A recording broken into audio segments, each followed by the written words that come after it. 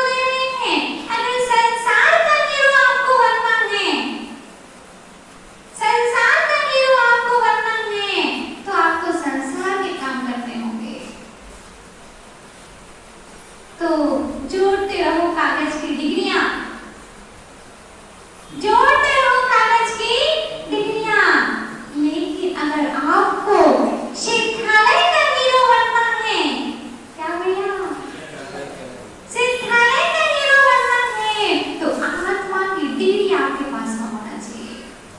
क्या होना चाहिए? आत्मा की डिग्री होना चाहिए है, उसमें नंबर आपके अच्छे होने चाहिए।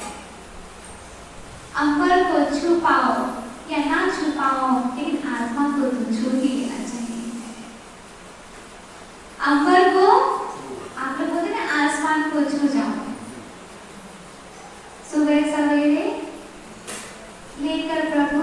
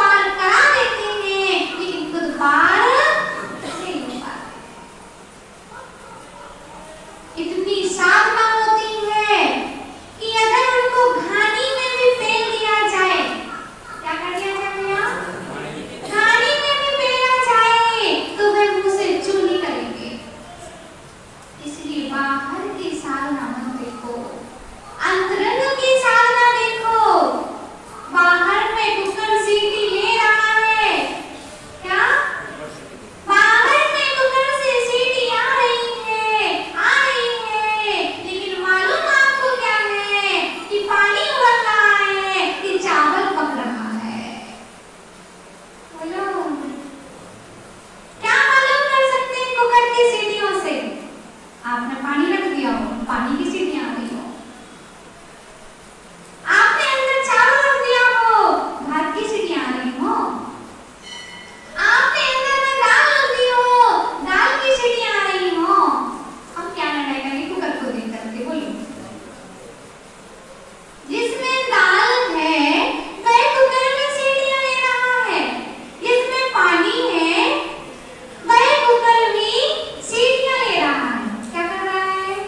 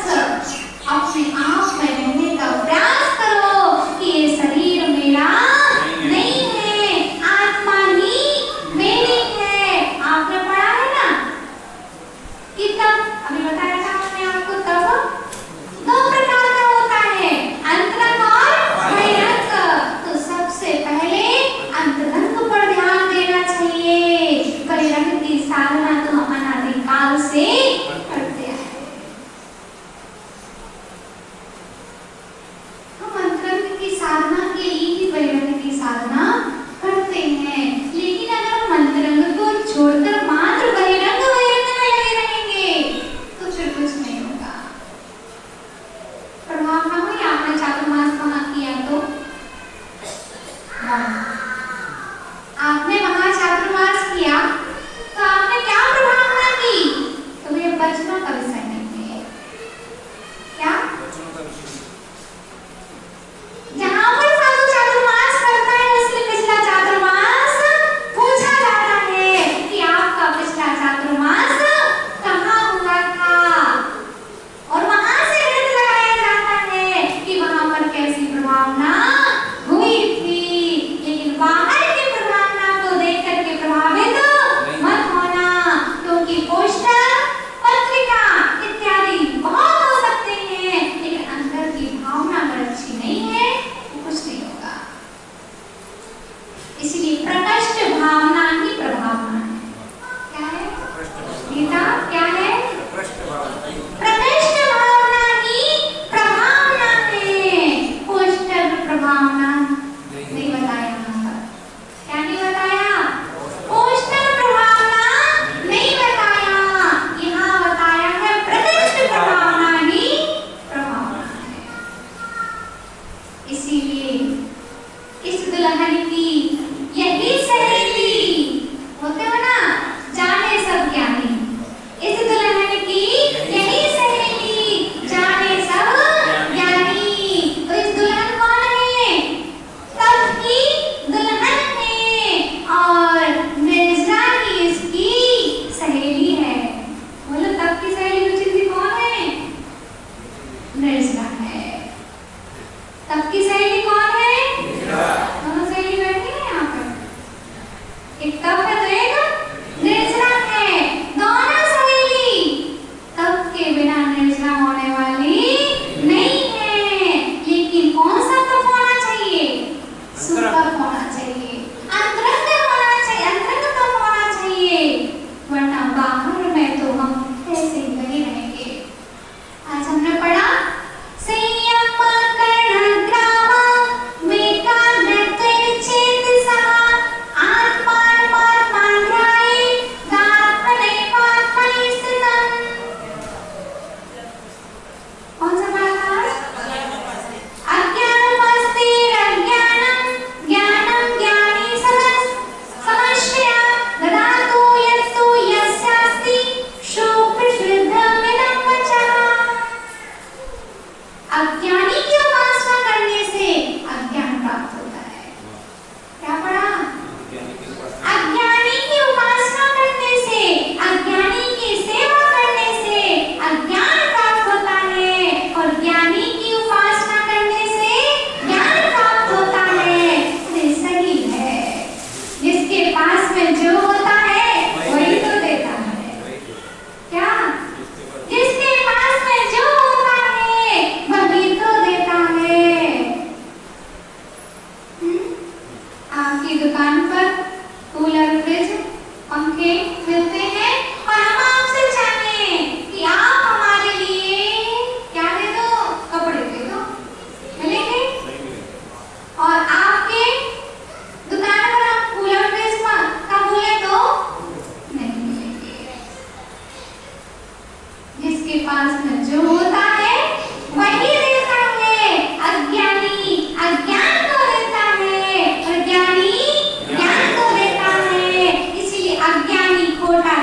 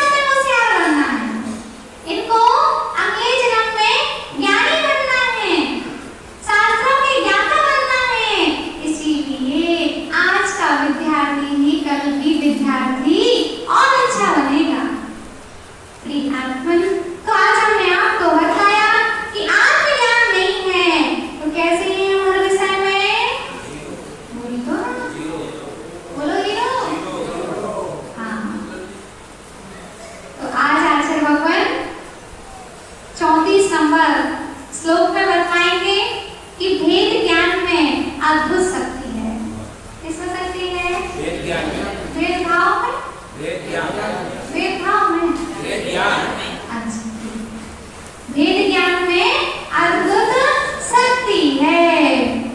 आत्मदेहांतर ज्ञान जनिता लाद निर्वृता तत्सा दुष्कृतं घोरं भुञ्जानोऽपि न खिद्यते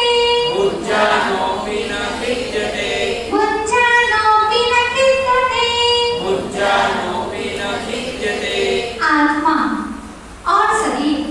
अभी तक और दुकानदारी की बात नहीं आई इसमें, है ना? आप लोगों ने कुछ खाने की बात निकल ली इसमें, है ना? ये निकल ली। सिर्फ आप ही क्यों बोल रहे हैं ऐसे भगवान मुझे पास स्वामी, है ना? आपकी ये नहीं बता रहे हैं कि कैसे मंत्र नहीं बता रहे इसमें कि कैसे दुकान ज्यादा चले, कैसे धन ज्यादा आए, कैसे महल बन जाए मकान का, ये नहीं बता रहे इसमें। ये बता रहे, क्या बता रहे हैं कि आत्मा परमात्मा बन जाए तो न भवन बनाने की आवश्यकता पड़ेगी, न धन कमाने की आवश्यकता पड़ेगी। इतने पड़ता के पूरे घरों में धन नहीं होगा, उतना तो सम्मोहन के दरवाजे पर ही पड़ जाएगा। 9 नदियां, 14 रत्न इत्यादि बहुत सारी सामग्री कहाँ मिल जाएगी? सम्मोहन के बाहर ही मिल जाएगी और आपके पूरे पर्दापुर में नहीं मिलेगी। इसीलिए धन के पीछे मत भागो, ध्यान के पीछे भागो, है ना? तो आत्मा और शरीर के वेद विज्ञान से उत्पन्न हुए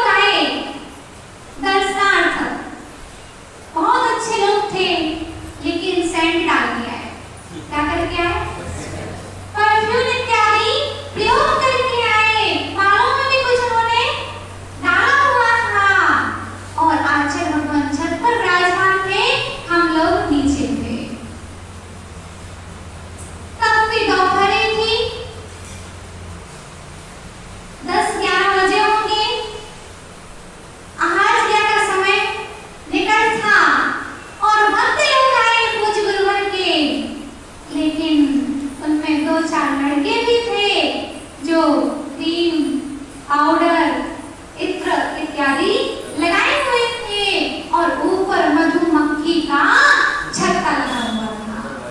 क्या हुआ था?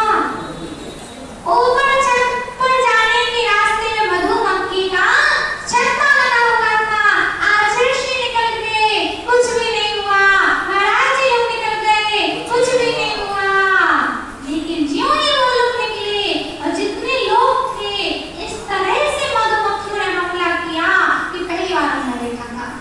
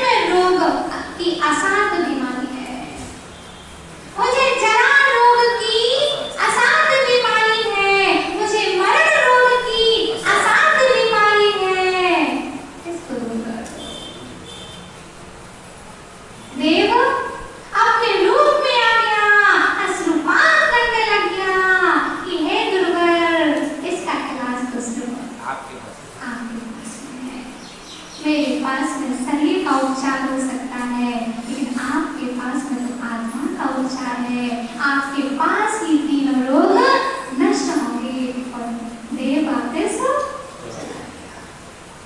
धन्य है। मैं मुनिराज कि 3 दिन से स्याली खा रही है, व्याघ्री भग रही है। सुकुमार मुनि की कथा सुनो। इनको सरसों का दाना चुभता था। क्या? सरसों का दाना जिनको चुभता था, तब उनकी पंखुड़ी में चावलों को रखा जाता था, तब वो फूलते थे। उन चावलों को पकाया जाता था, तब उन चावलों को वह खाते थे। अब बताओ, चलते थे तो किस चीज पर? कभी नीचे जमीन पर चले ही नहीं। और कंबल खाए थे ना रत्नों का। माँ ने कंबल लिया रत्नों का, पर उनको कष्टप्रद हो रहा था, तो माँ ने उन कंबलों के क्या बनवा दिए? अपनी गाड़ियों के लिए, गाड़ी के लिए ना, बहुओं के लिए जूतियां बनवा दी। अब आप सोच लो, जिनको सरसों का दाना चुभता था, इनको रत्नों का कंबल चुभता था, इनको चावल के दाने भी ऐसे सामान पके हुए नहीं चलते थे। कमल के फूल में जो वास्पित हो वह चावल ले पाते थे। जो आज कंकड़ों में, पत्थरों में चल रहे हैं, खून बह रहा है, रक्त बह रहा है, अब कोई कष्ट नहीं हो रहा। 3 दिन से स्याली खा रही है, कष्ट नहीं हो रहा। कल सरसों का दाना चुभता था, दीपक से आरती करते थे तो आंखों से आंसू बहते थे। उसकी आरती भी रत्नों से होती थी, दीपक से नहीं होती थी। सूर्य की तो बात ही अलग है। क्या हाल होता होगा उनका? बोलो, क्या हाल होता होगा सुकुमार मुनि का? और आप कहते हो कि हमारी बेटी तो बहुत सेंसिटिव है, बहुत कमजोर है। बताओ, आपकी बेटी को ये सब होता है? आपके बेटे को ये सब होता है? इतनी कमजोर हो क्या? बोलो, कौन है यहाँ पे इतना कमजोर? जो जमीन पे नहीं चलता हो, चावलों को भी वैसे खाता हो, रत्नों के थाल से जिसकी आरती उतारी जाती है, ऐसा कोई है यहाँ पर? है? पीछे माताओं कोई है? कोई नहीं है। अब बताओ, सुकुमार अपने शरीर को पर ध्यान नहीं दे रहे हैं, सुकौशल ध्यान नहीं दे रहे हैं। यशोधर मुनिराज के ऊपर जलती हुई सिकड़ी रखी हुई है, उनका दिमाग गर्म नहीं हो रहा है। और आपके लिए तो कोई अपशब्द एक बोल दे तो तुरंत पारा बिल्कुल गर्म, 100 वोल्ट का झटका। लेकिन उनके सिर के ऊपर सिकड़ी रखी हुई, जलती रखी गई, लेकिन उनका दिमाग गर्म नहीं हुआ। आज तो छोटे से छोटा बच्चा बोल देता है कि पापा अभी हमसे बात मत करो, अभी हमारा दिमाग गर्म है। क्या? अभी हमारा दिमाग खराब है, अभी हमारा दिमाग गर्म है, अभी हमसे बात मत करो। लेकिन उनका दिमाग गर्म नहीं हुआ, सिकड़ी जल रही है, लेकिन अंदर कर्मों की अग्नि जल रही है। कितने उदाहरण हमारे पास में है। सुकुमार हुए, सुकौशल हुए, चिलाती मुनिराज हुए, हैं? और कौन से? गुरुदत्त महाराज हुए, जिनको कपास लपेट करके आग लगा दी गई, फिर भी जी नहीं किया मेरा। और हमारे लिए तो थोड़ी सी अंगली कट जाए तो दर्द होता है? नहीं होता। जब उंगली कट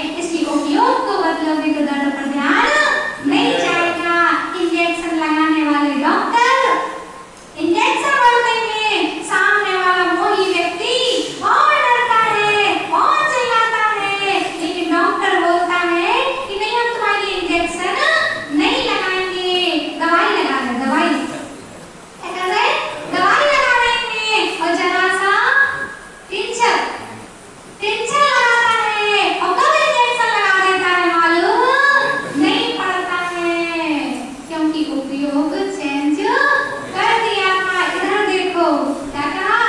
इधर देखो, इधर मत देखो। ऐसी हम आपसे कह रहे हैं, इधर नहीं देखो। डॉक्टर आपसे कहता है इधर नहीं देखो।